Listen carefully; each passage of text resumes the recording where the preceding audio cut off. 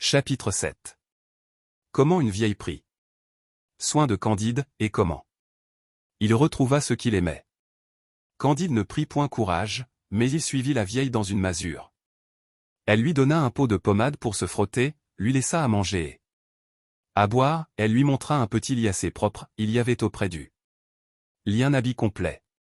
Mangez, buvez, dormez, lui dit-elle, et que notre Dame d'Atocha, Monseigneur Saint Antoine de Padoue et Monseigneur Saint Jacques de Compostelle prennent soin de vous, je reviendrai demain.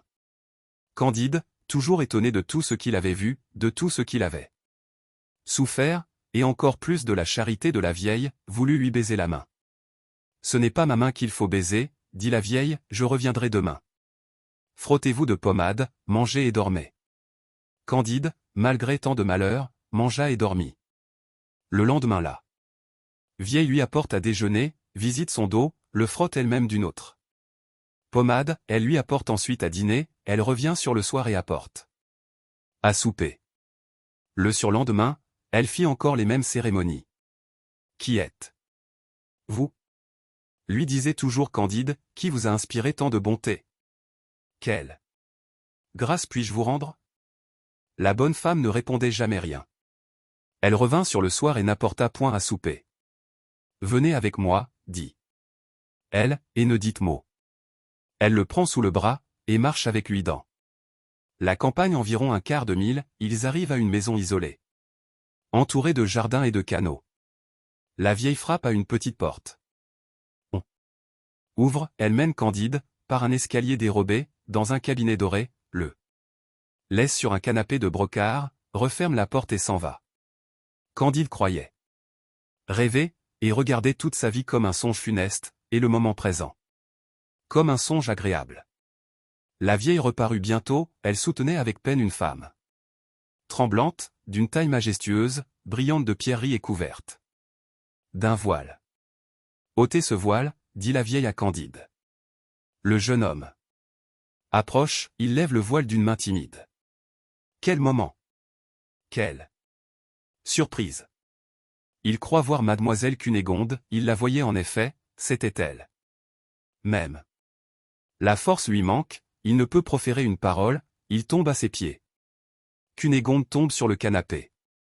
La vieille les accable d'eau spiritueuse, ils reprennent leur sens, ils se parlent, ce sont d'abord des mots entrecoupés, des demandes et des réponses qui se croisent, des soupirs, des larmes, des cris.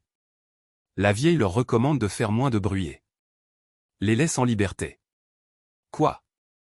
C'est vous, lui dit Candide, vous vivez, je vous retrouve en Portugal. On ne vous a donc pas violé ? On ne vous a donc point fendu le ventre, comme le philosophe Pangloss me l'avait assuré, si fait, dit la belle Cunégonde, mais on ne meurt pas toujours de ces deux accidents. Mais votre père et votre mère ont-ils été tués ? Il n'est que trop vrai, dit Cunégonde en pleurant. Et votre frère ? Mon frère a été tué. Aussi. Et pourquoi êtes-vous en Portugal ? Et comment avez-vous su que j'y étais ? Et par quelle étrange aventure m'avez-vous fait conduire dans cette maison ? Je vous dirai tout cela, répliqua la dame, mais il faut auparavant que vous m'appreniez tout ce qui vous est arrivé depuis le baiser innocent que vous me donnâtes et les coups de pied que vous reçûtes.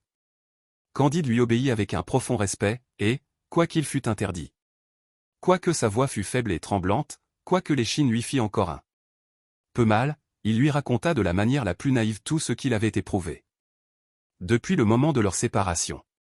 Cunégonde levait les yeux au ciel, elle donna des larmes à la mort du bon Anabaptiste et de Pangloss, après quoi elle parla en ces termes à Candide, qui ne perdait pas une parole, et qui la dévorait des yeux.